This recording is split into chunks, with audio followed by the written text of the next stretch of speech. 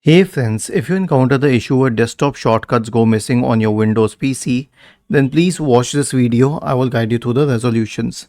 You will stick to two resolutions only. The first resolution is to restart the File Explorer process because the File Explorer, taskbar and desktop are all subsets of the File Explorer.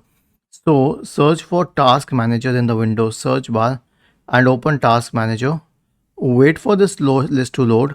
Right click on Windows Explorer and select Restart. Your system will flicker for 2 to 3 minutes and then it will be back to normal. The second solution is to rebuild the icon cache. Now we have a path for this and I will share this path in the description section of the video. Press the Windows key and the R key together to open the run window. Paste this path here and hit enter. It will open the Explorer window. You'll find a lot of options named icon cache with a number. Delete all of these icon cache files.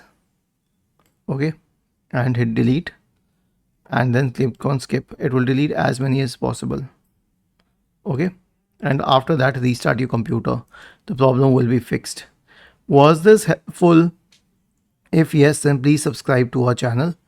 Thank you for watching this video and have a nice day.